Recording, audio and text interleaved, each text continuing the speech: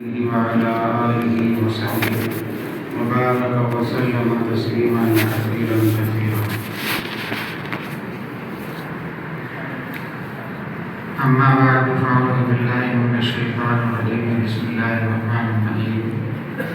فمن كان يرجو لقاء ربه فليعمل عملا صالحا ولا يشرك بعبادة ربه أحدا. میرے بھائیوں، بزرگوں اور دوستوں، اللہ جل جلالہ و علا نے انسانوں کو سب سے بڑی چیز جو دی ہے وہ عقل ہے.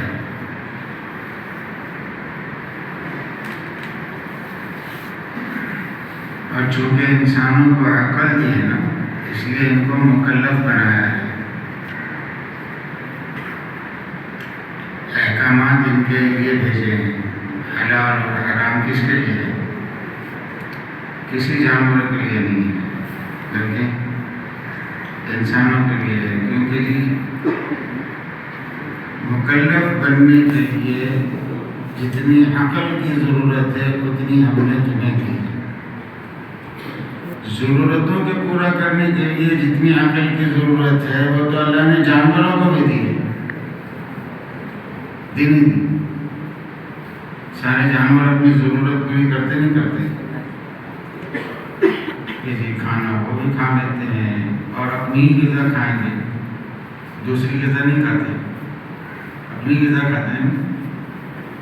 کسی کی غذا کچھ رکھی ہے، کسی کی غذا کچھ رکھی ہے. کھانا وہ بھی جانتے ہیں، پینا وہ بھی جانتے ہیں. آپ تیل لے جا کر رکھ لو تو تھوڑی پیے گا جانور. پانی پینا ہو تو پانی پیے گا، کیونکہ پینا وہ بھی جانتے ہیں. ضرورت کا پورا کرنے کی عقل تو اللہ نے جانوروں کو بھی دی ہے. نر اپنے مادہ کو ڈھونڈ لیتا ہے، مادہ اپنے نر کو ڈھونڈ لیتی ہے، اپنی ضرورت پوری کر لیتی ہے. مکلف بننے کے لیے عقل کے جس مقدار کی ضرورت تھی اللہ نے وہ انسانوں کو دی. اس لیے ہمارے یہاں ایک مسئلہ ہے کہ اگر کوئی آدمی دیوانہ ہو جائے تو پھر وہ مکلف نہیں ہو. دیکھیے دیوانے پر ہیں، نماز ہیں، کروڑ روپیہ اربوں ہے دیوانہ کہ جی اس پر عجب نہیں ہے. فقہ نے مسئلہ لکھا ہے کہ کن کن چیزوں پر کن لوگوں پر کیا چیزیں فرض ہے. تو نماز کس پر فرض ہے؟ تو لکھا ہے کہ جیسے بے ایمان پر نماز نہیں ہے، نماز اس پر فرض ہی نہیں ہے، ایسے بے عقل پر بھی نماز نہیں ہے، کیونکہ عقل ہی نہیں ہے. مکلف تو اس وقت ہوگا نا جب عقل ہوگی. مشکل تو نہیں لگ رہی بھائی، بات سمجھ میں آ رہی؟ کچھ لوگ منڈے ہلا رہے، باقی نہیں ہلا رہے. بھائی سمجھ میں آ رہی بات؟ ہاں. اچھا، عقل کسے کہتے ہیں؟ عقل اللہ نے کیوں دی ہے اور کسے کہتے ہیں؟ میں یہ بات آپ حضرات کے سامنے پہلے سے نہیں سوچی سمجھی تھی، بخدا بول رہا ہوں. اس لیے کر رہا ہوں کہ اس مجمع کو جو ہے نا دنیا کے لوگ عقل مند سمجھتے ہیں. کہ یہ پڑھا لکھا طبقہ ہے، ڈگری والے ہیں، مطلب سوجھ بوجھ والے ہیں، سمجھدار ہے، عقل مند لوگ ہیں. اس لیے لوگ مشورہ جو ہے دنیاوی لائن کا کریں گے تو کس سے کریں گے؟ مولویوں کے پاس نہیں جاتے ہیں، آپ کے پاس آتے ہیں. بیمار ہو گیا تو کس کے پاس جائے گا؟ گھر بنانا ہو تو کس کے پاس جائے گا؟ نقشہ بنانا ہو تو کس کے پاس جائے گا؟ کیس لڑنا ہو تو، کوئی فارم بھرنا ہو تو، حساب کتاب کا نظام بنانا ہو تو سی اے کے پاس جائے گا، مولوی کے پاس آئے گا. یعنی یہ پوری دنیا یہ جانتی ہے کہ یہ طبقہ سمجھدار ہے، یہ ہر چیز کو سمجھتا ہے، ڈگری والا ہے. ہمارے سمجھنے کی چیز ہے کہ اگر لوگ ہمیں سمجھدار سمجھتے ہیں تو سمجھ کا معیار کیا ہے؟ لوگ کہتے ہیں ہم سمجھدار ہیں، ہمارا بنانے والا عقل کسے کہتا ہے؟ جن چیزوں کی بنیاد پر لوگ ہم کو سمجھدار اور عقل مند کہہ رہے ہیں وہی چیزیں بنیاد ہے اللہ کے نزدیک عقل مندی کی، سمجھنے کی چیزیں نہیں ہیں۔ اور اصل سمجھدار اور عقل مند تو وہ ہے جس کو اللہ سمجھدار کہے، کیوں بھائی؟ پبلک جس کو کہیں وہ اصل ہے یا اللہ جس کو کہیں وہ اصل ہے؟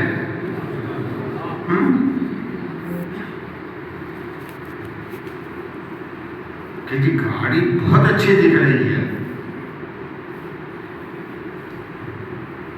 لیکن جو گاڑی کا بنانے والا ہے نا کہتا نہیں مجھے نیچے چاہیے کہ یار تو نہیں بنایا ہے اور تو ہی بول رہا ہے کہ اس لیے بول رہا ہوں کہ تم اس کی ساری چیزوں کو دیکھ رہے ہو، اس کے اندر کے نقص کو نہیں دیکھ رہے ہو، اور مجھے اس کے اندر کے نقائص معلوم ہیں،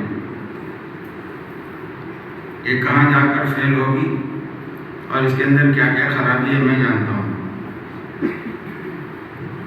اس لیے گاڑی وہ اچھی ہوگی جس سے بنانے والا اچھا کہے، امانت داری کے ساتھ، ورنہ ابھی تو ایڈورٹائز میں سب جھوٹ ہی بھرا ہوا ہے، سب جھوٹ بولتے ہیں، ایڈورٹائز کے معنی جھوٹ کے ہیں، سچ کے لیے ایڈورٹائز کی ضرورت تھوڑی ہوتی ہے۔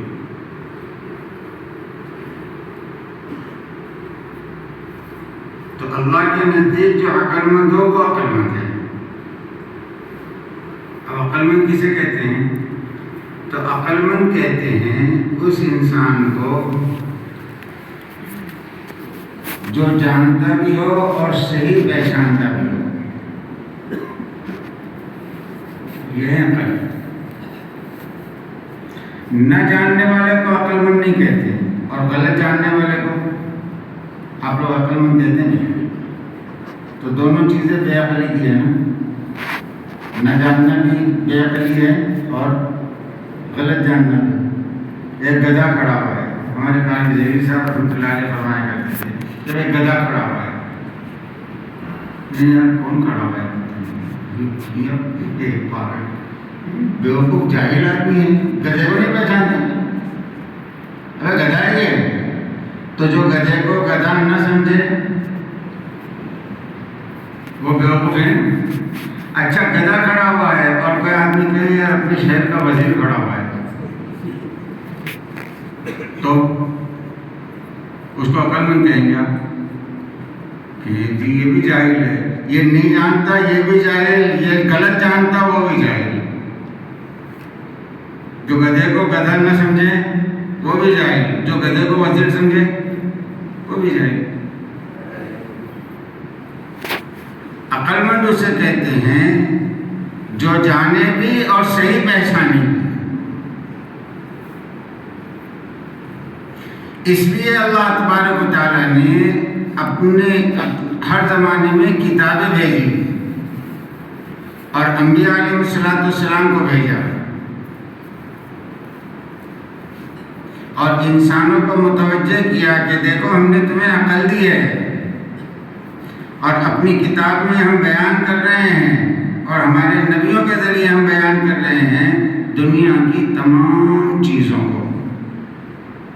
قرآن پاک میں صرف نماز روزہ حج زکوٰۃ ہی نہیں بیان کی ہے، قرآن پاک نے چاند کو بیان کیا، سورج کو بیان کیا، ستاروں کو بیان کیا، نہروں کو بیان کیا، سمندروں کو بیان کیا، پہاڑوں کو بیان کیا، درختوں کو بیان کیا، پھلوں کو بیان کیا، پھولوں کو بیان کیا، گوشت کو بیان کیا، ہڈیوں کو بیان کیا، نسوں کو بیان کیا، صبح کو بیان کیا، شام کو بیان کیا، دن کو بیان کیا، رات کو بیان کیا، یہ تمام چیزوں کا، جانوروں کو بیان کیا۔ اور کتاب کس کی ہے؟ اور تمام چیزوں کو اللہ بیان کر رہے ہیں، مخلوقات کو کیوں بیان کر رہے ہیں؟ کہ اے لوگوں ہم نے تمہیں عقل دی ہے اور ان مخلوقات کی طرف ہم تمہیں اس لیے متوجہ کر رہے ہیں کہ ان مخلوقات کے ذریعے ان کے پیدا کرنے والے کو پہچانو، تب تو تم عقل مند ہو۔ اس لیے چیزوں کو کہا، پھر آخر میں کیا کہا معلوم؟ آخر میں یہ تک کہا کہ اگر تمہارے اندر عقل ہے وَفِي أَنفُسِكُمْ أَفَلَا تُبْصِرُونَ، ارے تم اپنی ذات میں دیکھ لو نا، اگر تم اپنی ذات میں دیکھ لو گے تو اللہ کو پہچان لو گے۔ اللہ کو ماننے کے لیے، اللہ کو پہچاننے کے لیے احسان ہے اس کا جو کتابیں بھیجی اور انبیاء بھیجے، ورنہ خالص عقل اس بات کی مکلف تھی، عقل اس لیے دی گئی تھی کہ اللہ کو جان بھی لے، اللہ کو پہچان بھی لے۔ اس لیے فقہ نے لکھا ہے کہ قیامت میں ایک آدمی کہے گا میرے پاس تو نہ کوئی کتاب آئی، نہ کوئی نبی آیا، نہ کوئی مولوی آیا، نہ کوئی پیر بزرگ آیا، نہ کوئی حافظ قاری آیا، نہ کوئی تبلیغ کی جماعت آئی، میں تو جنگل میں رہتا تھا لیکن میرے پاس کوئی نہیں آیا، کلمہ ہی میرے کو کسی نے اذان کی آواز ہے، کلمہ ہی نہیں سنا، میں نے کچھ بھی نہیں سنا۔ تو فقہ نے لکھا ہے اس سے کسی چیز کا حساب نہیں ہوگا، صرف اتنا پوچھا جائے گا اللہ کو مانتا تھا اور ایک مانتا تھا، لفظ اللہ کے ساتھ نہیں، لفظ اللہ کے ساتھ نہیں، صرف تیرے ذہن میں یہ بات تھی کہ مجھے اور زمین اور آسمان کو بنانے والا کوئی ہے اور ایک ہے، کہاں یہ بات میرے ذہن میں تھی، کہا جائے اسی پر تجھے جنت ہے، کیونکہ اسی کا نام ایمان ہے کہ اللہ کو پہچانے اور اللہ کو جانے۔ تو عقل ہی کافی تھی شاید زمین اور آسمان کے نظام کو دیکھ کر اللہ کو پہچاننے کے لیے کہ جی اتنا بڑا آسمان بغیر ستون کے خود بخود کھڑا رہ گیا، اتنی بڑی زمین خود بخود بچ گئی، اتنے بڑے بڑے پہاڑ زمین پر جمے ہوئے ہیں، سینکڑوں سال کے گزرنے کے بعد بھی ان میں حرکت پیدا نہیں ہوتی، یہ خود بخود بن گئے، خود بخود جم گئے۔ چاند اپنی مقدار سے ایک انچ ہٹ نہیں سکتا، سورج اپنی مقدار سے ایک انچ ہٹ نہیں سکتا، اپنے وقت کے خلاف نہ غروب ہو سکتا نہ طلوع ہو سکتا، یہ اس کے اپنے بس کا ہے۔ اس کے بس میں اگر کوئی چیز ہوتی تو کوئی طلوع ہونے کے بعد غروب چاہے گا، بولو نا، طلوع کہتے ہیں بلند ہونے کو اور غروب کہتے ہیں ڈوب جانے کو۔ کوئی ایسا ہے جو بلندی کے بعد ڈوبنا چاہے؟ تو سورج بھی تو مخلوق ہے نا، وہ کیوں چاہے گا ڈوبنا؟ لیکن اس کے چاہنے پر نکلنا بھی نہیں ہے تو ڈوبنا کیسے ہو سکتا؟ اس کا نکالنے والا بھی کوئی ہے، اس کا ڈبانے والا بھی کوئی ہے اور اس کا چلانے والا بھی کوئی ہے۔ اسی لیے کبھی کبھی گہن لگا دیتے ہیں، سورج گہن، کیوں کہ جی اگر اس میں روشنی ہوتی اور اس میں نور ہوتی، اس کی اپنی ذات کا کمال ہوتا تو یہ کالا کبھی نہ پڑتا۔ اس کا کالا کسی وقت میں پڑ جانا اس بات کی علامت ہے کہ اس کی اپنی طاقت نہیں ہے، اس کے اندر کوئی ہے جو اس کے حکم کو چلا رہا ہے۔ تو چیزیں تو اور ہمارے سب کا بیس جو ہے وہ چیزیں ہی ہیں نا۔ بھائی آپ لوگوں کا بیس کیا ہے؟ چیزیں ہی ہے نا۔ تو یہ کس لیے ہے؟ اچھی طرح ذہن میں رکھیں، سب سے زیادہ ہمارے علماء، ہمارے اکابرین ہر زمانے میں اس طبقے پر محنت کیوں چاہتے تھے؟ یہ طبقہ ہر وقت سب سے زیادہ محنت کا محتاج ہے، اس لیے کہ جس میں مشغول ہے، اگر اس میں مشغولیت کے ساتھ اللہ کو نہیں پہچانا تو ایسا گمراہ ہوگا کہ اس کی گمراہی کا کوئی اندازہ نہیں لگا سکے گا۔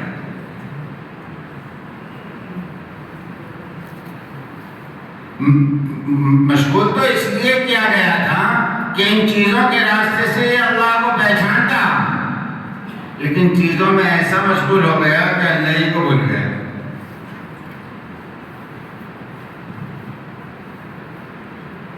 چیزوں کی تاثیر کو اس سے اتنا متاثر ہو گیا کہ اللہ کی قدرت کو بھول گیا، چیزوں کی طاقت سے اتنا متاثر ہوا کہ اللہ کی طاقت کو بھول گیا، چیزوں کے نفع سے اتنا متاثر ہوا کہ جنت والے نفع کو بھول گیا، اور چیزوں کے نقصان سے اتنا متاثر ہوا کہ جہنم کے نقصان سے غافل ہو گیا۔ اس لیے چیزیں جو ہے نا وہ تو اللہ تک پہنچانے کے لیے ہے، اس لیے نہیں ہے کہ وہ اللہ سے دور کرے، اس لیے چیزوں کو بیان کیا اور عقل دی۔ اس لیے قرآن پاک میں اللہ فرمانا ہے اللہ جعل لکم من بطون امہاتکم لا تعلمون شیئا، اللہ نے تمہیں بنایا ہے، تمہارے ماؤں کے پیٹوں سے نکالا ہے اس حالت میں کہ تم جاہل مطلق تھے، بالکل جاہل۔ پھر فرمانے وَجَعَلَ لَكُمُ السَّمْعَ وَالْأَبْصَارَ وَالْأَفْئِدَةَ لَعَلَّكُمْ تَشْكُرُونَ، اللہ نے تمہیں سننے کی طاقت دی، سننے والا بنا۔ پیدا ہونے کے بعد تو پہلے سنے گا ہی نا، اب اس میں چلنے کی طاقت کا ہے جو دیکھے گا، دیکھنے کے لیے تو چلنا ضروری ہے نا، ابھی تو صرف سنے گا۔ اس لیے شریعت نے سب سے پہلی چیز کو سب سے پہلے لایا کہ سب سے پہلے سننا ہے، اس کے زمانے میں آتے برابر سب سے پہلے اس کو سنا ہو لا الہ الا اللہ، اذان کہو تکبیر کہو، سب سے پہلے اس کو سناؤ کہ جس دنیا میں تو آیا ہے اس دنیا میں سمندروں کی طرح انسانوں کا ایک سمندر ہے، اور یہ پورے انسانوں کا سمندر مخلوقات کو بڑا کہہ رہا ہے، تو سن لیں مخلوق بڑے نہیں ہیں، اللہ بڑے ہیں۔ کون بڑا ہے؟ اور 4 مرتبہ کا اللہ اکبر اللہ اکبر اللہ اکبر اللہ اکبر، 4 مرتبہ ہے، اذان میں تو 2 مرتبہ، بولو نا بھائی، پونا میں 2 تو نہیں ہوتی، 4 ہی بولتے ہیں۔ 4 مرتبہ کیوں کہلوایا؟ تو بعض علماء نے لکھا ہے کہ 4 مرتبہ اس لیے کہلوایا کہ پورے دنیا کے عقل مند، پورے دنیا کے ہوشیار اور پورے دنیا کے پڑھے لکھے لوگ کہتے ہیں کہ دنیا کا نظام 4 چیزوں سے چلتا ہے، ہوا، پانی، آگ، مٹی، یعنی سے مٹی، ہوا، پانی، آگ، کہ جی اس کے بغیر نظام چل ہی نہیں سکتا۔ مولانا یوسف صاحب رحمۃ اللہ علیہ فرماتے تھے 4 مرتبہ اللہ اکبر اس کے کان میں اسی لیے کہلوایا کہ دیکھ پوری دنیا کہے گی ان 4 سے ہوتا ہے، یہ 4 سے نہیں ہوتا، اللہ سے ہوتا ہے، یہ بڑے نہیں ہیں، اللہ بڑے ہیں۔ اب اللہ کتنے بڑے ہیں کہ ان کو بڑے سمجھے؟ حضرت جبرائیل علیہ السلام کہنے لو پوری مخلوق میں سب سے زیادہ طاقتور کون؟ کہ جی مٹی، زمین، کہ جی اس سے زیادہ طاقتور کون؟ کہ جی آگ، کہ جی اس سے زیادہ طاقتور کون؟ کہ جی پانی جو آگ کو بھی بجھا دے۔ کہلے اس سے زیادہ طاقتور کون؟ کا ہوا، کہ چلنے تو پانی کو بھی اڑا کر لے جائیں۔ کہلے اس سے بھی زیادہ طاقتور کوئی ہے؟ فرمایا ہاں، ان 4 میں جتنی طاقت ہے اس سے زیادہ طاقت ایک مومن کے اس عمل میں ہے کہ وہ سیدھے ہاتھ سے ایسا صدقہ کرے کہ اس کے الٹے ہاتھ کو پتہ بھی نہ چلے، اس میں جو طاقت ہے وہ ان 4 سے زیادہ طاقت ہے۔ تو یہ اللہ کا ایک کام ہے نا، دین کی ایک چیز ہے دین کی ایک چیز میں جب اتنی طاقت ہے تو خود اللہ میں کتنی طاقت ہوگی؟ اس کے امر میں اتنی طاقت ہے،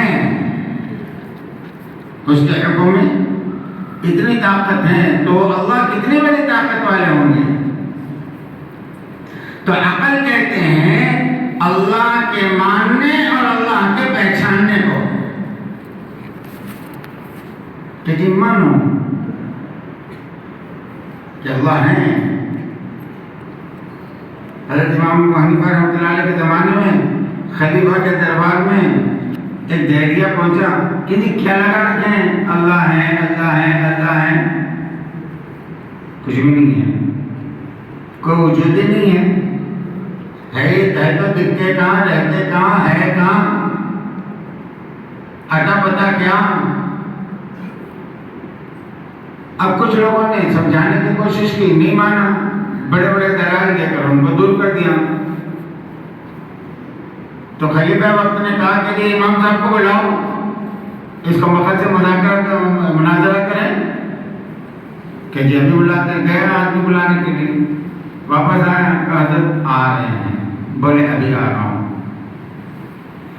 آدھا گھنٹہ، 1 گھنٹہ، 1.5 گھنٹہ، 2 گھنٹے، 2.5 گھنٹے، 3 گھنٹے، خلیفہ کا حکم اور امام صاحب آئی نہیں رہے۔ بہت دیر کے بعد آئے، جب تک وہ ڈینگے مار رہا تھا کہ دن نہیں آئیں گے، وہ کیسے آئیں گے؟ کیونکہ ان کو معلوم ہے اگر وہ آئیں تو ثابت کر ہی نہیں سکتے کہ وہ آئے، تو ڈر کر آئے گی نہیں۔ اب اس کی باتوں سے لوگ بھی متاثر ہو رہے ہیں کہ یہ واقعی امام صاحب نہیں آ رہے ہیں۔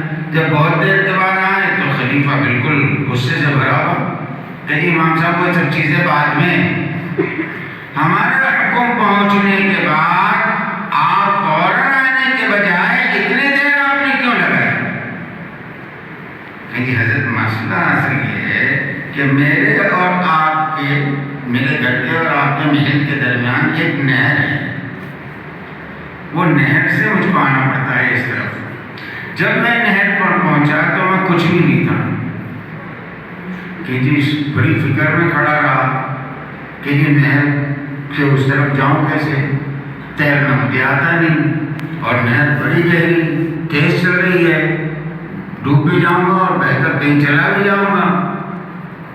کہ میں بہت دیر تک کھڑا رہا، میں نے دیکھا کہ جی نہر میں سے تختے نکلنے شروع ہوئے، تختے نکلنے شروع، کیونکہ بہت سارے تختے نکلے اور آپس میں ایک دوسرے کے قریب آ گئے، اور ایک تختا دوسرے تختے کے قریب آتا گیا، اس طرح کشتی تیار ہو گئی۔ جب کشتی بن گئی تو میں نے دیکھا کہ ایک ہتھوڑی نکلی اور کیلے خود بخود نکلے، وہ ہتھوڑی کیلوں کو ٹھوکنا شروع کری، پھر کوئی ٹھوکنے والا ہے، ٹھوک رہی ہے۔ کہ تھوڑی دیر کے بعد دیکھا اس نہر میں سے گوند نکلا، اور اس نے وہ کشتی کے جو سوراخ تھے اس کو گوند نے بھر دیا۔ پھر میرے پاس آئی خود بخود، میں اس پر سوار ہو گیا، خود بخود چلی، یہاں تک لا کر چھوڑ دی۔ میں اتر کر آپ کے محل میں آیا، اس لیے مجھے دیکھ لیا۔ وہ دیکھا دینے میں کس پاگل آدمی کو میرے سے مناظرے کے لیے بلوایا ہے۔ اور خود بخود نکل گئی کشتی، تختے خود بخود ہتھیلی چلنے لگ گئی، خود بخود کیلے ٹوک گئے، خود بخود گوند نکل گیا، خود بخود کشتی چل رہی بغیر چلانے والا کیا ہے؟ کیسی کوئی بات ہے کہ اگر ایک کشتی بغیر بنانے والے کے نہیں بن سکتی ہے، بغیر چلانے والوں کے چل نہیں سکتی ہے، تو تجھ سے بڑا بیوقوف کون ہے جو یہ کہہ رہا ہے ساتوں زمین اور آسمان بغیر بنانے والے کے بن گئے؟ کہ جس کا بنانے والا کوئی ہے نا۔ عقل اس لیے تو دی ہے کہ اس کا بنانے والا جو ہے اس کو پہچانو، اس کو مانو، اس کو جانو، اور پھر اس کو کیسا مانو کہ ایک ہے۔ ساری زمین اور آسمان کے درمیان کی چیزیں جو ہے نا اللہ کی وحدانیت کی داعی ہے۔ عقل کا تقاضا یہ ہے کہ ہر چیز سے اللہ کی وحدانیت کو پہچانے،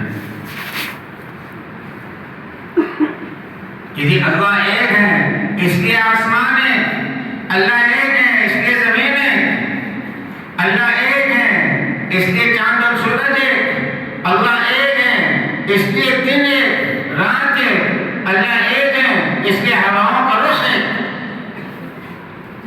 اگر اللہ دو ہوتے تو دونوں کا آسمان الگ الگ ہوتا ہے، دونوں کی زمین الگ الگ ہوتی، دونوں کے پہاڑ الگ الگ ہوتے، دونوں کے دریائیں الگ الگ ہوتی۔ خود اللہ قرآن پاک میں فرما رہے ہیں کہ اگر دو اللہ ہوتے لفسدتا، تو زمین اور آسمان میں سوائے فساد کے کچھ بھی نہیں ہوتا۔ ایک اللہ کہتا ہوا چلنا چاہیے، دوسرا کہتا نہیں چلنا چاہیے۔ ایک اللہ کہتا سورج نکلنا چاہیے، دوسرا کہتا نہیں نکلنا چاہیے۔ تو یہ دونوں اللہ کے جھگڑے کے اندر سورج تو وہیں پڑا رہا ہوتا تھا نا، نکلو یا نہیں نکلو۔ تو یہ تو انسان تو ایسے ہلاک ہو گئے ہوتے تھے، ہوتے نہیں ہوتے۔ ایک اللہ کہتا کہ اس کی موت کا وقت آ گیا، مرنا چاہیے، دوسرا کہتا نہیں میں اس کو موت نہیں دوں گا، زندہ رہنا چاہیے۔ تو انسان بڑھتے ہی یہ زندگی اور موت کے بیچ میں اس کا کیا حال ہوا ہوتا تھا؟ تو ساری زمین کے درمیان کی چیزیں یہ اسی لیے ہیں کہ اس سے اللہ کو پہچانے، وہ ہیں اور کتنے ہیں؟ ایک ہیں۔ اور اس کی قدرت کو اور طاقت کو پہچانے کہ اس کی قدرت کتنی بڑی، اس کی طاقت کتنی بڑی، بغیر کارخانے کے، بغیر مزدوروں کے، بغیر ساز و سامان کے اس نے صرف اپنے حکم سے سب بنایا ہے۔ آسمان کا کوئی کارخانہ تھا؟ زمین کا کوئی کارخانہ ہے؟ کسی چیز کا کوئی کارخانہ ہے کہ یہ نہیں؟ وہ تو اپنے حکم سے بناتے ہیں۔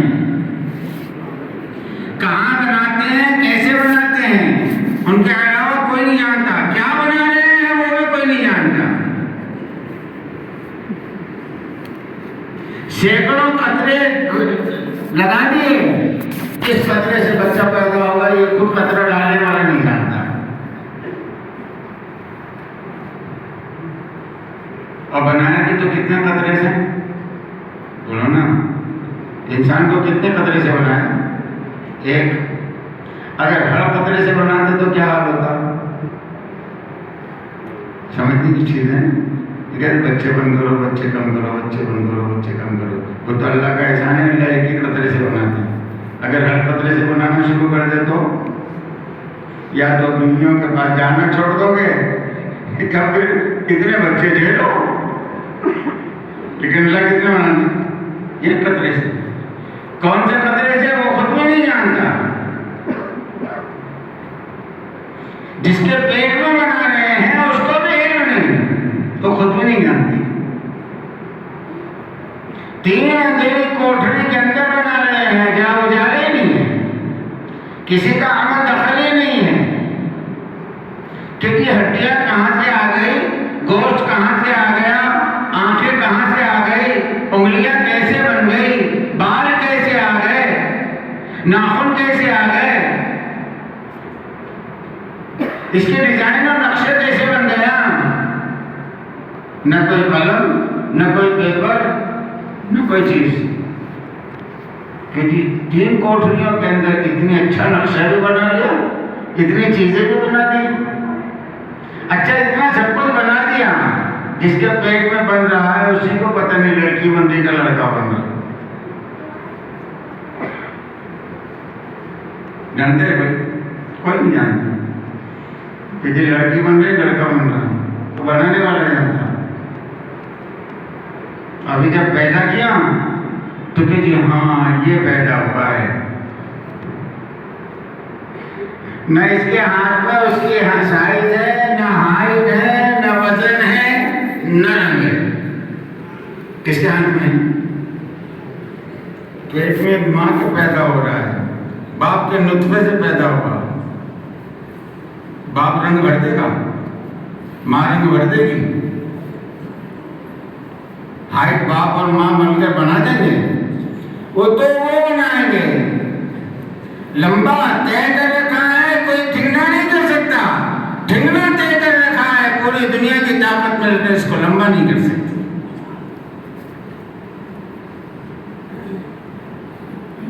یہ کیسا بنے گا؟ وہ جیسا چاہیں گے. وہ کالا چاہیں گے، پورے دنیا مل کر اس کو گورا نہیں بنا سکتی. اور وہ گورا بنانے آئیں گے تو پوری دنیا مل کر اس کو کالا نہیں کر سکتی. رنگ بھی وہ بھریں گے. پھر سننے کی طاقت دی، سنا رہے ہیں کہ اللہ بڑے ہیں، لا الہ اشہد ان لا الہ الا اللہ. چونکہ وہ بڑے ہیں، باقی سب چھوٹے ہیں. چھوٹے محتاج ہیں، وہ بڑا ہے، کسی کا محتاج نہیں ہے. اس لیے جتنے محتاج ہے ان سے نہیں ہوتا، جس کے سب محتاج ہے اس اللہ سے ہوتا ہے. کریں گے وہ. عزت ان کے ہاتھ میں، ذلت ان کے ہاتھ میں، کامیابی ان کے ہاتھ میں، ناکامی ان کے ہاتھ میں، نفع ان کے ہاتھ میں، نقصان ان کے ہاتھ میں، بیماری ان کے ہاتھ میں، شفا ان کے ہاتھ میں، بھوک ان کے ہاتھ میں، کھانا ان کے ہاتھ میں، پیاس ان کے ہاتھ میں، پانی ان کے ہاتھ میں، خوف ان کے پاس، امن ان کے پاس، عزت ان کے پاس، ذلت ان کے پاس، غم ان کے پاس، خوشی ان کے پاس. دیں گے کون؟ بولو نا بھائی. اور اللہ سے لینا چاہتے ہیں تو ابھی اس میں صرف چننے کی طاقت ہے، صرف سننے کی. اس وقت سنا رہے ہیں کہ اس سے ہوتا ہے، اس کے علاوہ کسی سے نہیں ہوتا. اور اگر تو اس خدا سے کروانا چاہتا ہے، اشہد ان محمد رسول اللہ، ایک نبی ہے محمد صلی اللہ علیہ وسلم، صرف اللہ ان کے طریقے پر کریں گے. ان کے علاوہ کسی کے طریقے پر نہیں ہوگا. دونوں چیزیں رکھیے، عزت اور ذلت. عزت چاہتا ہے ان کا طریقہ، کامیابی ناکامی، کامیابی چاہتا ہے ان کا طریقہ، نفع نقصان، نفع چاہتا ہے ان کا طریقہ. اور وہ اللہ اپنے وعدے میں پکا ہے، ان کے طریقے میں نفع رکھا ہے، نقصان کی شکل میں نفع دیں گے. ان کے طریقے میں عزت رکھی ہے، ذلت کی شکل میں عزت دیں گے. ان کے طریقوں میں خوشی رکھی ہے، غم کے اندر خوشی دیں گے. وہ نقشوں کے محتاج نہیں. اللہ نقشوں کے محتاج نہیں. وہ تو اپنے کن سے دیں گے. قدرت والے وہ ہیں، طاقت والے وہ ہیں. اس لیے آگے فرمایا ہے یا الصلاۃ. اگر ان سے کامیابی چاہتے ہو، اس اللہ سے محمد صلی اللہ علیہ وسلم کے طریقے پر کروانا چاہتے ہو، تو نماز کی طرف آؤ. نماز کی طرف آؤ کہ کیا معنی؟ اللہ کی عبادت کی طرف آؤ. نماز عبادت ہے، اور لفظ صلاۃ اس لیے کہا اللہ کی عبادت کی طرف آؤ. 24 گھنٹے کی زندگی عبادت ہے. اپنے آپ کو 24 گھنٹے کے اعتبار سے عبادت والا بناؤ. صرف نماز عبادت نہیں، حضرت محمد صلی اللہ علیہ وسلم کے طریقے پر ہر عمل کا کرنا عبادت ہے. اور فرمانا حی علی الفلاح. اگر اس رخ کی طرف آ گئے، عبادت کی طرف آ گئے، تو پھر یہ گارنٹی دی جا رہی ہے کہ جی تم کامیابی کی طرف آ گئے. اب تمہیں کوئی ناکام نہیں کر سکتا. ساری دنیا کی طاقتیں جمع ہو جائیں تب بھی تمہیں ناکام نہیں کر سکتی، کیونکہ تم کامیابی والے راستے پر آ گئے. اس راستے پر آ گئے ہیں جس راستے پر اللہ کامیابی دینے کا ارادہ کرتے ہیں.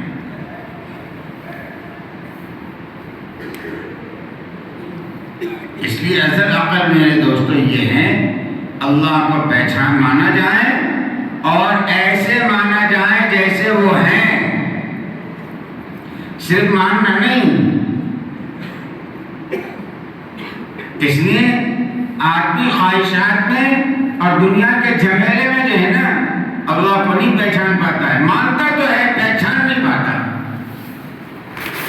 مانتے سب ہے. جو 500 سینکڑوں 360 خداؤں کی عبادت کرنے والے ہیں نا وہ بھی مانتے ہیں اللہ ہے. اللہ کو وہ بھی انکار نہیں کرتے ہیں. لیکن تنے تنا ہے اکیلا عبادت کے لائق ہے اس کو نہیں مانتے. لیکن اللہ قرآن پاک میں کہہ رہے ہیں کہ میرے نبی یہ جو مکے والے ہیں نا 360 بت انہوں نے بیت اللہ میں اٹھا کر رکھے ہیں حرم میں. ان سے پوچھو زمین اور آسمان کا پیدا کرنے والا کون؟ تو یہ کہیں گے ایک اللہ ہے. لیکن یہ مانتے نہیں ہیں. پھر اللہ قرآن میں بتا رہے ہیں کہ میرے نبی ان میں سے کوئی آدمی سمندری سفر پر چلا جائے اور اس کی کشتیاں ڈوب یا اس کی کشتی ٹوٹ جائیں. جب یہ ڈوبنے پر آتا ہے نا تو یہ جتنے خداؤں کو پوج رہا ہے ان میں سے کسی خدا کو نہیں پکارتا ہے. صرف ایک اللہ کو پکارتا ہے. کس کو پکارتا ہے؟ کہ جس کو مصیبت میں سمجھ میں آ گیا کہ کرنے والا کون ہے؟ ایک اللہ. اللہ کے علاوہ کسی سے ہوتا ہی نہیں ہے. سب کچھ کرنے والے ہو. اس لیے عوامر رکھے ہیں کہ اللہ سے کروانا ہے, اللہ کے حکموں پر چلو, اللہ کریں گے. اچھا پھر ہر چیز کی جو ہے نا اللہ نے ایک ابتدا اور انتہا رکھی ہے. لیکن ارے ہر چیز بنتی ہے اور پھر اس کے بعد بولو نا بولتی نہیں ہے. ارے ختم ہوتی نہیں ہوتی. پونا میں کوئی مرتا کہ نہیں مرتا؟ ارے ختم ہوتی ہے نا. پھل ہو, پھول ہو, گھر ہو, محل ہو, جانور ہو, انسان ہو, مرتے نہیں مرتے. اللہ نے یہ نظام رکھا ہے عقل مند کے لیے کہ دیکھو جب پیدا کیا تم میں چلنے کی بھی طاقت نہیں تھی. پھر یہ طاقت تمہارے اندر کس نے پیدا کی کہ تم چلنے کے لائق بنے؟ یہ طاقت کس نے پیدا کی کہ تم پکڑنے کے لائق بنے؟ یہ طاقت کس نے پیدا کی کہ تم کام کرنے کے لائق بنے؟ اور پھر یہ نہیں سمجھنا کہ اب تمہارا کچھ ہونے والا نہیں. عروج پر لے جا کر پھر ہم تمہیں سوال کی طرف لاتے ہیں. جیسے چلے تھے پھر اس طرف لائیں گے. پھر چلنا پھرنا دشوار, پھر کھانا پینا دشوار, پھر آنکھوں کا دیکھنا دشوار, پھر کانوں کا سننا دشوار. اور ہر چیز پر اس طرح کیوں لا رہے ہیں؟ اس بات کو بتلانے کے لیے کہ اللہ نے دنیا کو اور دنیا کی چیزوں کو ہمیشہ دنیا میں باقی رکھنے کے لیے پیدا نہیں کیا, بلکہ انسانوں تمہیں اس لیے پیدا کیا ہے کہ تم لوٹ کر اللہ کی طرف آؤ گے. افحسبتم انما خلقناکم عبثا وانکم الینا لا ترجعون. کہ میرے نبی کیا لوگوں نے یہ سمجھ رکھا ہے کہ ہم نے انہیں بیکار پیدا کیا؟ کہ نہیں, انہیں بیکار پیدا نہیں کیا. کیا ان لوگوں نے یہ سمجھ رکھا ہے کہ یہ اللہ کی طرف لوٹ کر نہیں آئیں گے؟ اللہ نے انہیں پیدا کیا ہے, یہ پھر اللہ کی طرف لوٹ کر آئیں گے. اور جب یہ اللہ کی طرف لوٹ کر آئیں گے تو چونکہ ہم نے انہیں عقل دیا تھا اس لیے ان سے مطالبہ کریں گے کہ ہمیں پہچانا یا نہیں پہچانا, اور پہچان کر ہمارے حکموں کو پورا کیا یا نہیں کیا. اس پر ان کو کامیابی ناکامی دیں گے. اس پر ان کی کامیابی ناکامی کا دامن ہے. جانوروں کو بھی لائیں گے, نہ کسی کو جنت میں ڈالیں گے, نہ کسی سے کوئی انعام کا وعدہ. جہنم میں بھی نہیں ڈالیں گے سالم جانوروں کو, بلکہ حکم یہ ہوگا تمام کے تمام جانوروں کو مٹی بنا دو. یہ بن گئے مٹی. کیا بن گئے؟ مٹی بن گئے. کہ جی ان کا کوئی کچھ بھی مسئلہ نہیں, نہ جنت نہ جہنم, مٹی بن گئے. کہ جی ان کو مکلف نہیں بنایا تھا. اس لیے قرآن پاک کہہ رہا ہے کہ جب جانوروں کو مٹی بنتے ہوئے دیکھیں گے تو اللہ کے نہ ماننے والے, اللہ کے نہ پہچاننے والے, اللہ کے حکموں پر نہ چلنے والے چیخ کر کہیں گے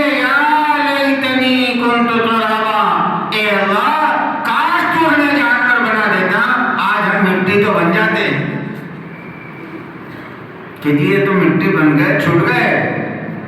ہمارے لیے تو موت ہی نہیں ہے، ہمیشہ ہمیشہ کی زندگی ہے، یا تو جنت ہے یا جہنم ہے. اور چونکہ اللہ کو نہیں پہچانا، ساری چیزوں کو پہچانا. حضرت فرماتے تھے آج جن چیزوں کے پہچان پر، جن چیزوں کے جاننے پر تم اکڑتے ہو، کل قیامت کے دن صرف انہیں چیزوں کا جاننا اور انہیں چیزوں کا پہچاننا تمہیں اتنی شرمندگی اور اتنی ذلت تک لے جائے گا کہ تم چیخ کر کہو گے اے اللہ کاش تو ہمیں کتا سور بنا دیتا.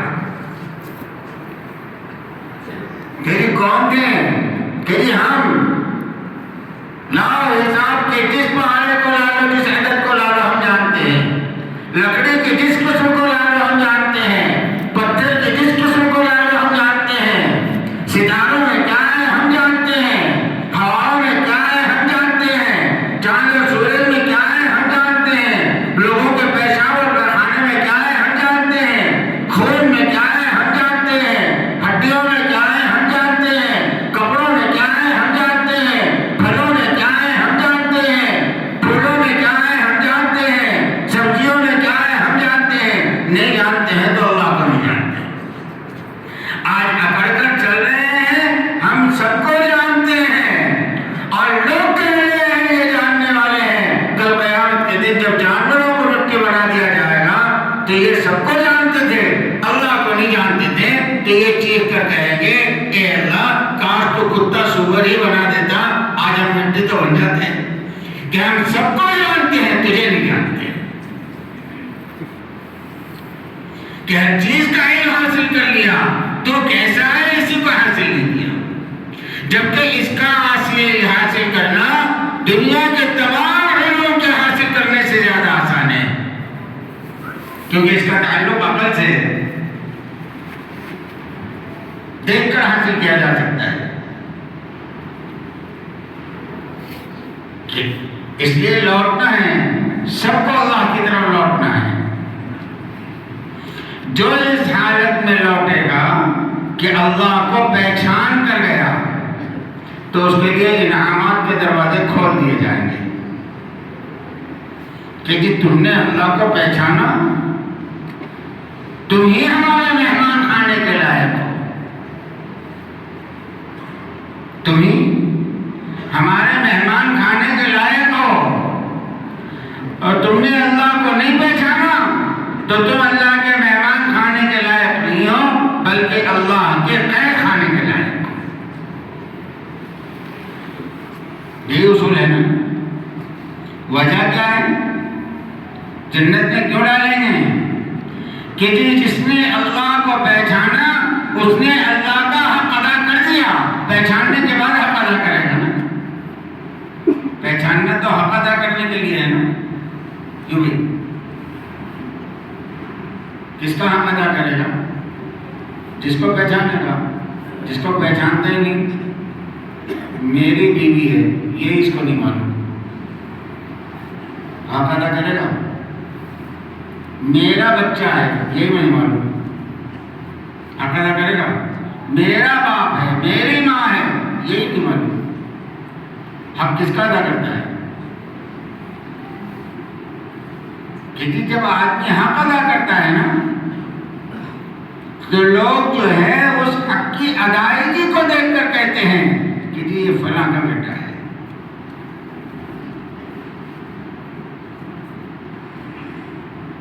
کہ جی کیوں؟ کہ یہ پہچانتا ہے، اسی لیے تو اپنے باپ کا اتنا اکرام کر رہا ہے. اور محروم کیوں کریں گے؟ قید خانے میں کیوں ڈالیں گے؟ کہ جب تمہیں اللہ کو پہچانا ہی نہیں تو جسے پہچانا ہی نہیں اس کا حق کیسے ادا کرو؟ باپ کو پہچانتے ہی نہیں، باپ کے سامنے زبان کیسے خاموش رکھے گا؟ باپ کو پہچانتا ہی نہیں، باپ کے سامنے باپ کا اکرام کیسے کرے گا؟ پہچانے گا تو کرے گا، ورنہ تو گالی بھی دے گا. کیوں بھائی؟ باپ تو زور سے تماچا بھی مارے تو گھور کر دیکھے گا.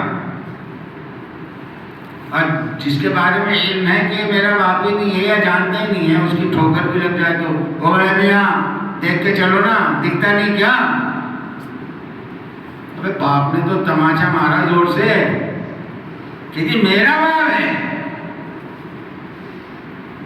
اس کو جانتا ہوں پر نہیں جانتا ہوں، اس لیے کیا اکرام کیا احترام۔ اللہ کو نہ سب سے بڑی وجہ امت نے بے دینی کی یہ ہے، اللہ کو جیسے جاننا چاہیے ایسے جانا نہیں، ورنہ کیسے اللہ کو چھوڑ کر کوئی جاتا، کیسے اللہ کی مرضی کے خلاف کوئی زندگی گزارتا۔ باپ کو جانتا ہے خوف ہے، ماں کو جانتا ہے ماں سے امیدیں ہیں، جانتا ہے اس لیے خوف ہے نا۔ لیکن کوئی کھیل رہا ہو نا، کوئی آنا کھیل جیسے آوار قسم کے لوگ کھیلتے ہیں، ایسے کوئی کھیل رہا ہو مسجد کے اس طرف اور یہاں سے کوئی آگے آتا ہے ابھی تو باپ آ رہا ہے، رکے گا بھاگے گا، کیونکہ جانتا ہے کہ میرا باپ ہے، اگر مارنے پر آئے تو بہت بری طرح مارے گا۔ ابھی ہم جانتے نہیں کہ جی اللہ پکڑنے پر آئے تو ان بطش ربک لشدید، ان کی پکڑ اتنی مضبوط ہے اگر پکڑ لے تو پوری مخلوق میں کوئی ایسا نہیں ہے جو ان کی پکڑ سے بچا سکے۔ حتیٰ کہ حضرت نوح علیہ السلام کے سامنے ان کا بیٹا ڈوب رہا ہے، ہمت نہیں ہے حضرت نوح علیہ السلام کی کہ اپنے بیٹے کو اللہ کی پکڑ سے بچا سکے کہ جی ہماری پکڑ آئی ہے۔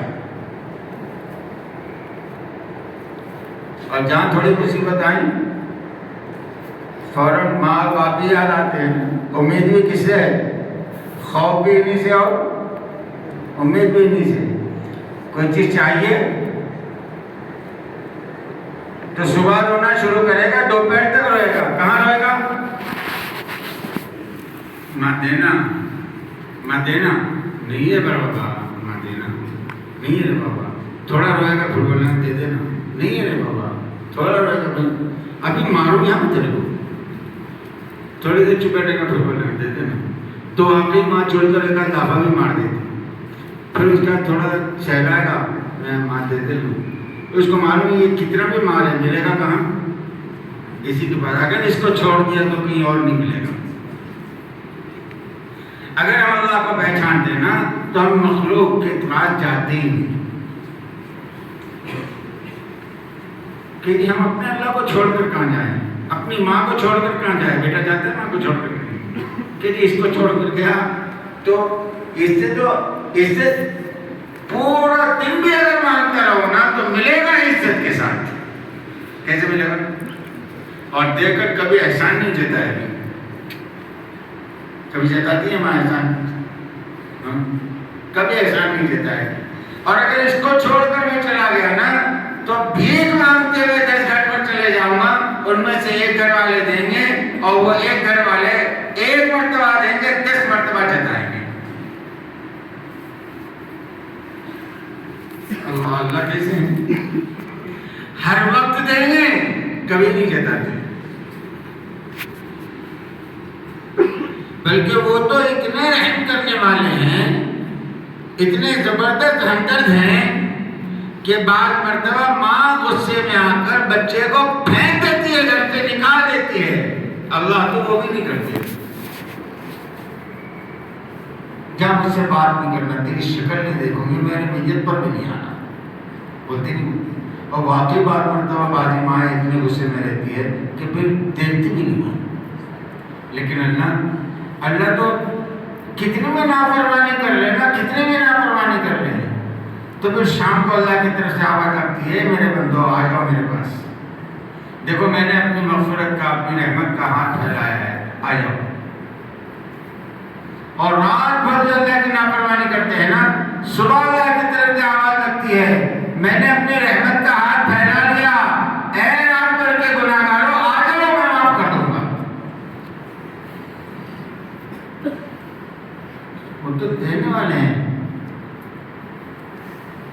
اس لیے اصل تو اللہ کا پہچاننا ہے، اور ہماری محنت جو ہے نا اس کی بنیادی یہ ہے کہ ہر آدمی اپنے لوٹنے کو جانے اور جس کے پاس لوٹنا ہے اس کو پہچانے۔ اپنے لوٹنے کی جگہ کیا ہے؟ آخرت. لوٹنے کی جگہ کیا ہے؟ آخرت.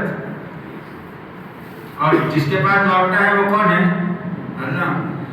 اس کے علاوہ جتنا ہے نا ہم اس کو کام سمجھ رہے ہیں, ہم اس کو فخر کی چیز سمجھ رہے ہیں, اور قرآن اس کو کھیل کہہ رہا ہے. قرآن اس کو کھیل کہہ رہا ہے.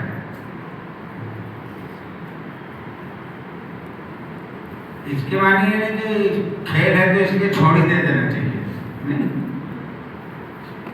بلکہ کھیل رکھا ہے کہ ضرورت پڑتا کھیل بھی کھیلو, ضرورت نہیں پڑتا. حضور پاک صلی اللہ علیہ وسلم صحابہ کو کھیلنے نہیں دیا کرتے تھے. وہ زمانے کے جیسے گیم تھے. ہمارے زمانے کے گیم میں مردانگی کم ہو گئی ہے, اس کے زمانے کے گیم میں تو مردانگی ہی مردانگی تھی نا, کہ جی کھیلنا ہے تو کیا کریں, گھوڑ سواری سیکھو. حضور گھوڑ سواری سکھاتے تھے, تیرنا, تیر اندازی, نیزے بازی, طاقت آزمائی, زور آزمائی, یہ سکھایا جاتا تھا. اس کو سیکھنا بھی کہتے تھے, کھیلنا بھی کہتے تھے. یہ کھیلتا, یہ کھیلتا, دوڑنا. تو کھیل ضرورت تو پورا ہونا چاہیے نا, لیکن جب کھیل اصل بن جائے نا تو آدمی جو ہے اپنے مقصد سے ہٹ گیا. اور کوئی عقل مند آدمی کبھی اس بات کو نہیں چاہے گا کہ جی کھیل مقصد بن جائے. ایسا کوئی آدمی دیکھا آپ نے کہ جس نے اپنے گھر میں بچوں کو دن پر کھیلتے رہنا, صبح اٹھنا تو رات تک کھیلتے رہنا, کسی کو دیکھا؟ بلکہ ابھی تو موبائل کا فون وغیرہ کا زمانہ آ گیا نا, تو 4 گھنٹے 3 گھنٹے کے بعد ہی موبائل میں فون کر کے پوچھیں گے بیوی سے, کہاں ہے وہ دونوں, پڑھنے بیٹھے کہ نہیں بیٹھے؟ وہ بولے کھیل رہے.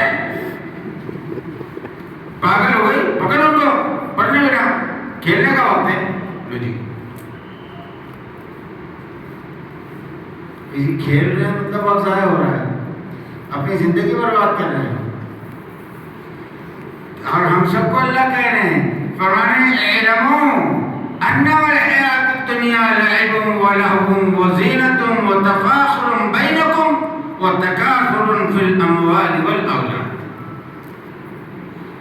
اور ساتھ میں لفظ کیا کہہ رہے ہیں کہ اعلموا, اے لوگو اچھی طرح جانو, دنیا کی زندگی سوائے کھیل تماشے کے کچھ بھی نہیں ہے. انما الحیات الدنیا لعب ولهو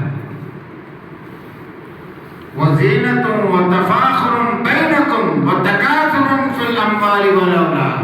یہاں کی زیب و زینت,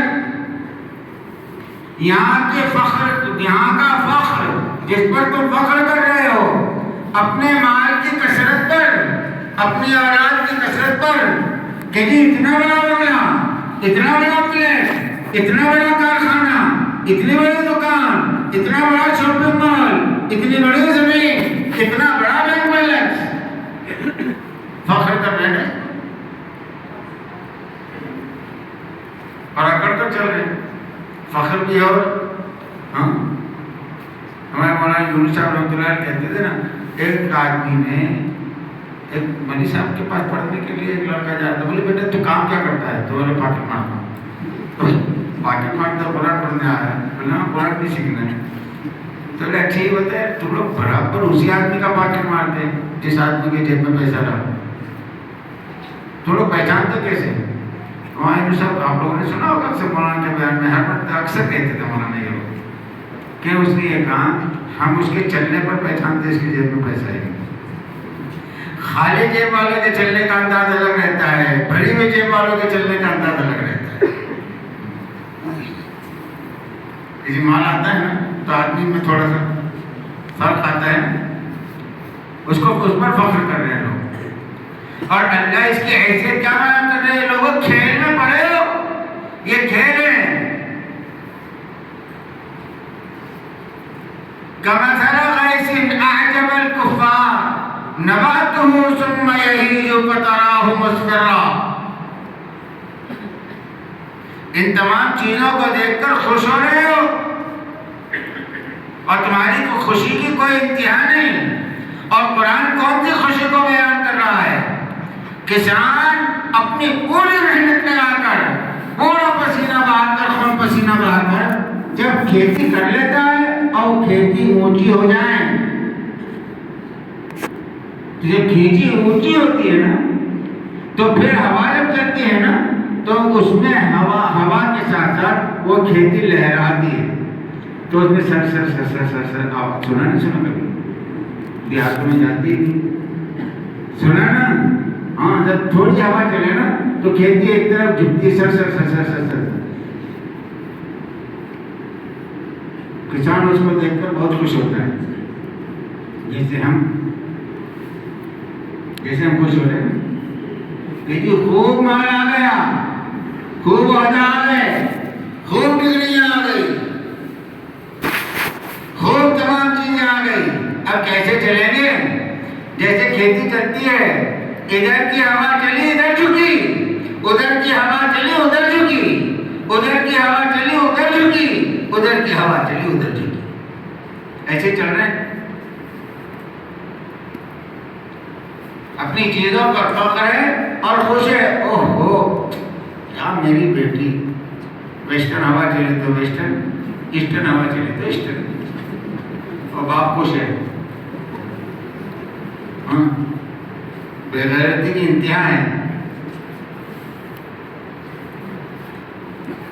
کہ جی باپ اپنی بیٹی کو نیم برہنہ دیکھ کر خوش ہو رہا ہے کہ جی کیا ہے؟ ہاں، میری بیٹی مغرب کے رخ پر ہے. کس کے رخ پر ہے؟ Western culture. کون سا کلچر؟ ہاں، اس پر خوش ہے. ہم اپنے بچوں کے کپڑوں کو دیکھ کر خوش ہو رہے ہیں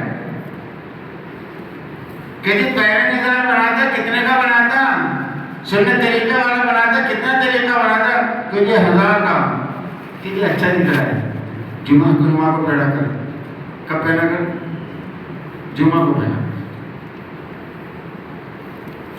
اور اگر کہیں شادی بیاہ میں کوئی فنکشن میں جانے کے لیے پہنے تو کیا بنا ادھر کون ہے میں، کیونکہ وہ جو اپنے برانڈیڈ لائے نا وہ پہنے. کون سا میں؟ ہاں، برانڈ والا پہن. اور اس کو جب وہ پہن کر آئے نا تو ماں بھی خوش، باپ بھی خوش، اور دیکھنے والی بھی خوش. اب سب فیشن سے خوش ہو رہے ہیں. کس سے خوش ہو رہے ہیں؟ ہم سب اس وقت پورے ہمارے گھروں کا ماحول ایسے ہی بن چکا ہے. ہاں، ہر آدمی خود اپنے دل سے پوچھے میرے اپنے خاندان کا، میرے اپنے گھر کا حال کیا ہے، میری اپنی اولاد کا حال کیا ہے. چلو بات آ گئی تو فیشن کسے کہتے ہیں بتلاؤں نا؟ بولو نا، فیشن کسے کہتے ہیں؟ سارے فیشن کا خلاصہ میں کیسی لگتی، میں کیسا لگتا، یہ پورے فیشن کا خلاصہ ہے. خود کو نہیں، ہاں یہ دھوکے میں مت رہنا. خود کو نہیں، میں لوگوں کو کیسی لگتی، میں لوگوں کو کیسا لگتا. کہ جی نیا سینکڑوں میں ہزاروں روپیوں کا ڈریس پہن کر نکلے ہیں، سینڈل بھی ویسی پر میچ، پرس بھی ویسا میچ، بگڑیاں بھی ویسی میچ، واچ بھی ویسی میچ، کانٹے بھی ویسے میچ، دوپٹہ تو اللہ ماشاء اللہ کبھی بھول سے لے لی تو بھی میچ، وہ بھی بھولنے سے آ گیا تھا. اتنا سب میچنگ کے بعد اپنے آپ کو 36 مرتبہ آئینے میں کھڑے رہ کر ادھر ادھر ادھر ادھر، ایبرو بھی ویسے اور مونٹ بھی ویسے. ڈریس کی میچنگ ہونی چاہیے نا بھائی، بالیاں بھی ویسی. اب یہ گئی باہر سے کسی سے مزہ نہیں آ رہا، صحیح نہیں دکھ رہی، بس چیز واپس کر. ارے ابھی تو اتنا کر رہی تھی، اتنے نخرے کر رہی تھی، اتنی خوش ہو رہی تھی، کیا ہوا؟ کھیتی اسے اچھی نہیں لگی۔ تو کیوں کی تھی؟ دوسروں کو اچھا لگنے کے لیے۔ حضرت عائشہ رضی اللہ تعالیٰ عنہ ایک مرتبہ حضرت عائشہ کا پیرن بھی کیسا ہوگا، جن کے گھر پر خاکے ان کے پیرن کیسے ایسے ایک دو مرتبہ پھر کر دیکھا اپنے آپ کو آئینے میں، حضرت ابو بکر دیکھ رہے تھے، سوچ رہا عائشہ کیا کرتی ہو؟ گھبرا گئی تم، کیا بیان کیا ہوا؟ کہا میں نے حضور پاک صلی اللہ علیہ وسلم سے سنا ہے جو مرد یا عورت اپنے جسم پر لباس اس لیے پہنے کہ میں لوگوں کو اچھی لگوں، اللہ نے اس لباس کے پہننے والوں کے لیے جہنم تیار کر دی۔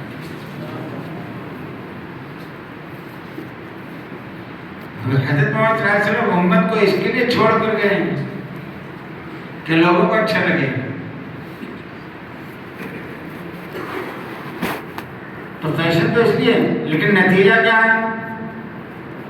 نتیجہ اللہ فرمائے مسترہ، ابھی تو خوش ہیں، دیکھ کر بہت خوش ہو رہے ہیں، لیکن جب ان کی نافرمانی انتہا کو پہنچ جائے اور اللہ کی ناراضگی سامنے آ جائے ثم یکون حطاما،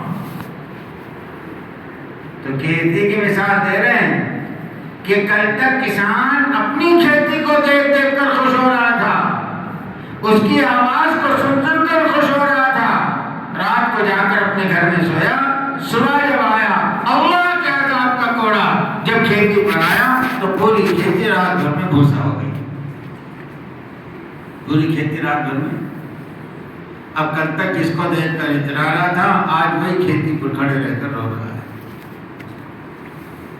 یہ پوری دنیا کے لوگوں کا حال ہے، کھیل سے سب خوش ہو رہے ہیں، ہم نے اتنی ترقی کر دی، اتنی ہماری اولاد نے اتنی ترقی کر دی، ہمارے بھائی نے اتنی ترقی کر دی، لیکن آپ دیکھ لو اکثریت آپ کو روتی ہوئی ملے گی کہ جس اولاد کو خون پسینے کی کمائی کے ساتھ ترقی کی بلندی تک پہنچایا تھا، آج وہ اولاد اپنے ہاتھ سے ایک لقمہ دینے تیار تھی۔ یا تو اپنے گھر کی اپنے خود کے بربادی پر لوگ رو رہے ہیں کہ جن چیزوں میں آ کر خوب اللہ کی نافرمانی کر لی، جب اللہ کے عذاب کا کوڑا آیا تو اب رو رہے ہیں۔ اس لیے اللہ کہہ رہے ہیں یا ایھا الذین آمنوا اتقوا اللہ، اے لوگوں اللہ سے ڈرو، وَلْتَنظُرْ نَفْسٌ مَا قَدَّمَتْ لِغَدٍ، اور یہ دیکھو کہ تم آگے کیا بھیج رہے ہو، جو بھیج رہے ہو ویسے ہی آئے گا، یا تو یہاں آئے گا یا وہاں ملے گا،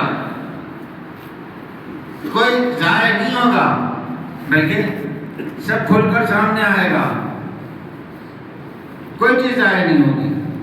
فَمَن يَعْمَلْ مِثْقَالَ ذَرَّةٍ خَيْرًا يَرَهُ وَمَن يَعْمَلْ مِثْقَالَ ذَرَّةٍ شَرًّا يَرَهُ، رائی کے دانے کے برابر اچھائی ہے وہ بھی آئے گی، رائی کے دانے کے برابر برائی ہے وہ بھی آئے گی۔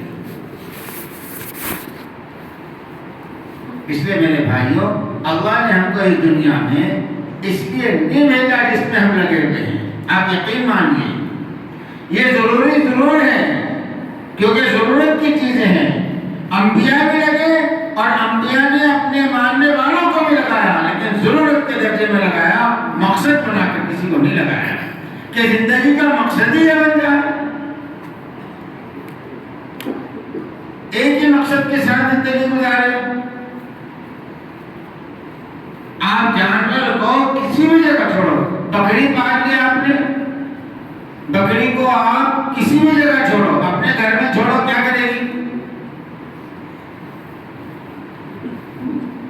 ارے سنتے بیٹھے گی نہیں، کہاں کھل ملے کھانے کے لیے، برانڈے میں چھوڑو وہاں بھی نیچے منڈی، باغیچے میں چھوڑو وہاں بھی نیچے منڈی، جنگل میں چھوڑو وہاں بھی نیچے منڈی، پھولوں کے باغ میں چھوڑو وہاں بھی نیچے منڈی، سونے چاندی کے ڈھیر پر ڈال دو وہاں بھی کیا ڈھونڈے گی؟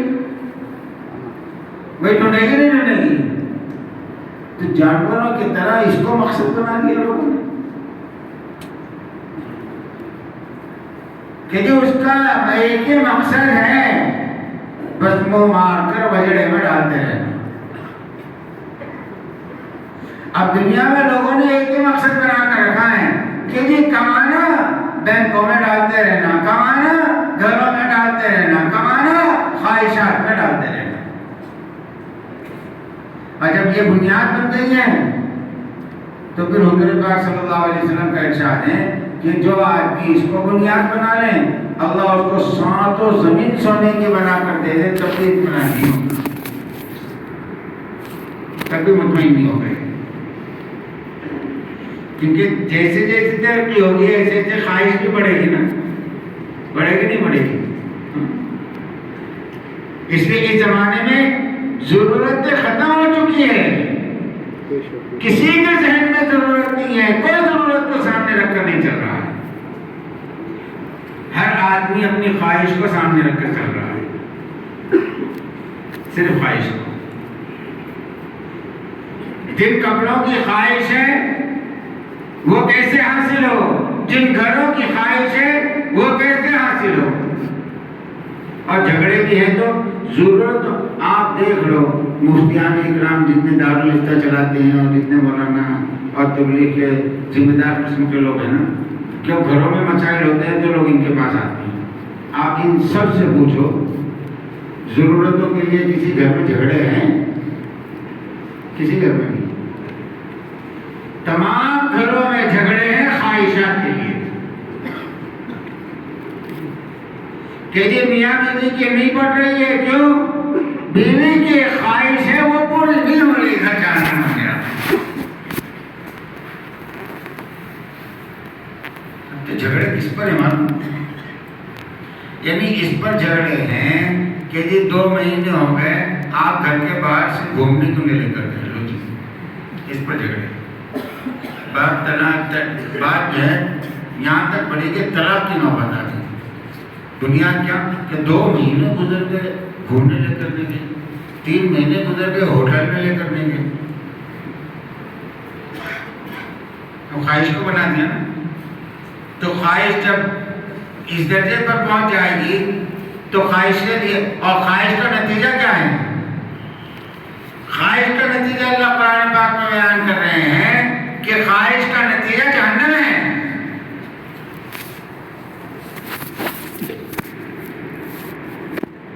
یہ جو خواہش پر چلے گا, اور فرمایا جو اللہ کے سامنے کھڑے رہنے سے ڈرتا ہے اور اپنی خواہش پر کنٹرول کرتا ہے, فَأَمَّا مَنْ خَافَ مَقَامَ رَبِّهِ وَنَهَى النَّفْسَ عَنِ الْهَوَىٰ فَإِنَّ الْجَنَّةَ هِيَ الْمَأْوَىٰ. کہ اپنی خواہش کو کنٹرول کر لے صرف اس بنیاد پر کہ اللہ کے سامنے کھڑے رہنا ہے, اللہ کا وعدہ اس کے ساتھ جنت کا ہے. اور جس کی خواہش تم نے کی نہیں ہوگی اور ساری دنیا کے انسان مل کر اپنی تمام خواہشوں کو ایک جگہ جمع کر لیں, ان کی خواہش جتنی بڑی ہو سکتی ہے اس سے کئی گنا, لاکھوں کروڑوں گنا زیادہ بڑی چیزیں اللہ جنت میں دیں گے. یہاں تو خواہش ہے, طاقت نہیں ہے. اے بھائی کھانے کی خواہش ہے, کتنا کھاؤ گے؟ ارے کتنا کھاؤ گے؟ دیکھ بھر کے کھائیں گے, 2 روٹی 4 روٹی, 1 کلو آدھا کلو چاول, اور کیا کھاؤ گے؟ کپڑے کی خواہش ہے, کتنے جوڑی پہنو گے؟ 1 ساتھ 20. اچھا 1 ساتھ 20 کہ جی میرے کو خواہش ہے اور کروڑوں میں بلینر ہوں, اس لیے میں نے اپنی خواہش کے مطابق 20 جوڑے پہن لیے. اب پورے محلے میں لوگ اس کو کیا بولیں گے؟ بھائی اس کا علاج کرو, یہ ہو گیا پاگل. کوئی برداشت کرے گا؟ خواہش ہے, طاقت نہیں ہے پورا کرنے کی. دن بھر تکتے رہنا, دن بھر تکتے ہیں. کبھی کالج کے پاس کھڑے رہ کر, کبھی ناکے پر کھڑے رہ کر, کبھی ہوٹلوں پر کھڑے رہ کر, کبھی محلے میں, کبھی پارکوں میں گھومنے کے لیے کیوں جا رہے ہیں؟ تھوڑے آنکھیں ٹھنڈی کر دی. اچھے خواہشیں ہیں, کتنی خواہش ہے, دیکھ تو 100 کو رہا ہے, اگر 100 کے 100 آ جائے تو فری پوچھ رہا ہوں، ہے ہمت؟ 2 کی ہمت نہیں ہے اس وقت، تکتا تو 200 کو ہے، خواہش 200 کی ہے، طاقت 2 کی نہیں ہے، صرف خواہش ہے، طاقت نہیں ہے ہر چیز کی۔ اور شیطان خواہشات پر لگاتا ہے انسانوں کو، کہاں پر لگاتا ہے؟ کیونکہ اس کو معلوم ہے جب یہ خواہش پر آئے گا تو حرام پر آئے گا، جب یہ خواہش پر آئے گا تو حرام پر آئے گا۔ ضرورت تو اس کی حلال سے پوری ہو رہی تھی، اب خواہش پر آیا، سود لے، جھوٹ بول، دھوکہ دے، کم تول، غبن کر، بھائی بہن کا ماں کا حق مار۔ کیونکہ ضرورت تو اللہ نے رکھی تھی، قاضی کو بلاتا، مسجد میں اعلان کر دیتا، جتنے نمازی ہے بیٹھ جاتے، بیٹی کا باپ آتا، ہو گیا نکاح،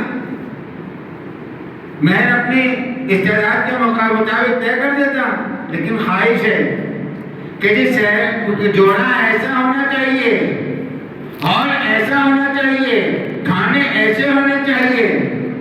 اب خواہش کے لیے کیا کرو کہ جی گھر گروی رکھو، دکان گروی رکھو، زیور گروی رکھو، لوگوں سے قرض مانگو، اور 6 مہینے کا قرض مانگا، 6 مہینے گزر گئے تو وہ جس کے لیے کھلایا تھا نا، وہ تو جن سسرال والوں کو کھلایا تھا وہ تو گھر میں خوش ہے، اب گالیاں اور دوسرے کون کھا رہا ہے؟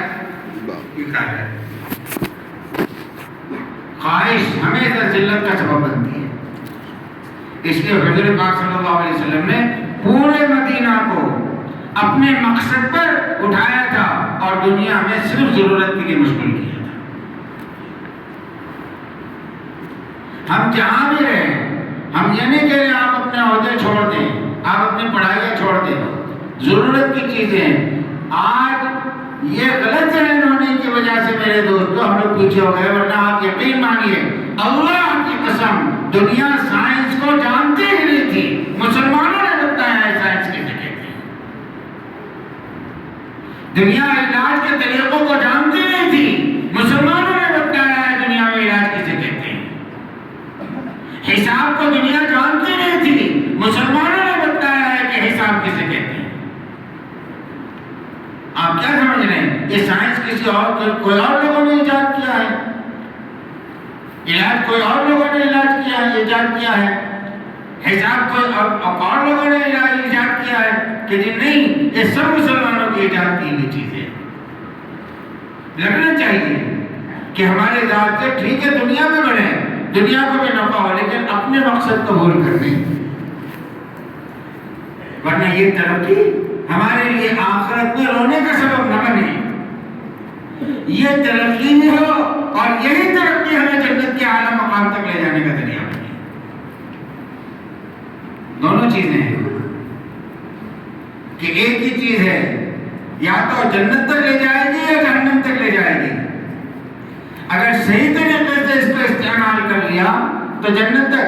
حضرت ابوبکر مکے کے بڑے لوگوں میں شمار ہوتے تھے، مال والوں میں شمار ہوتے تھے، عزت والوں میں شمار ہوتے تھے، چیف جسٹس تھے مکے کے۔ جب اسلام لائے ہیں تو پھر اس کے بعد اپنی مقصد کو بدلا اور محنت کا رخ شروع کیا، تو حضرت ابوبکر کس مقام پر پہنچے؟ اور اسلام کو سب سے زیادہ نفع ہوا نہیں ہوا؟ اچھا، ان چیزوں میں لگنے کی وجہ سے عزت گھٹی بڑھی، یہ بھی دھوکہ ہے لوگوں کو کہ یہاں لگ جائیں گے تو عزت نہیں گھٹ جائے گی، گھٹ جائے گی۔ حضرت عمر کی عزت گھٹی بڑھی، حضرت ابوبکر کی عزت گھٹی بڑھی کہ یہ حضرت عمر تو کہہ رہے ہیں، میرے خالہ اور میرے باپ تماچے مار کر کہتے تھے کہ عمر تجھے بکریاں چرانی نہیں آتی، اونٹ چلانا نہیں آتا، کیا کرے گا اپنی زندگی میں؟ لیکن یہ اسلام کی برکت ہے کہ جو عمر اونٹ چلانا صحیح طریقے سے نہیں جانتا تھا، وہ عمر پوری دنیا کو چلانے والا بن گیا۔ کہ دنیا کے آج تک 1400 سال گزر رہے ہیں، آج بھی امانتدار اگر کوئی آدمی ہے تو وہ وہ یہی کہے گا کہ آج بھی ضرورت ہے دنیا کو عمر جیسے حاکم کی. اگر عمر جیسے حاکم آ جائیں تو جس ملک میں آئے گا اس ملک میں امن آ جائے گا. تو عزت تو بڑھتی ہے نا. مقصد کبھی جو ہے ذلت کی طرف نہیں لے جائے گا، ہمیشہ خواہش ذلت کی طرف لے جاتی ہے. مقصد ہمیشہ عزت کی طرف لے جاتا ہے. اس لیے ہم بنائیں اپنے دین کو مقصد کہ ہمیں تو دین کے رخ پر چلنا ہے. کیا چلنا ہے بھائی؟ ہاں، ہماری ذات سے ہمارے دین کو نفع ہو اور ہماری اپنی آخرت کو نفع ہو. اس کے لیے ہم جس شعبے میں بھی رہیں گے اس شعبے میں محمد صلی اللہ علیہ وسلم کے نمائندے بن کر رہیں گے. کس کے نمائندے؟ ہاں، کہ ہم محمد صلی اللہ علیہ وسلم کے نمائندے ہیں. ہم اسلام کے نمائندے ہیں.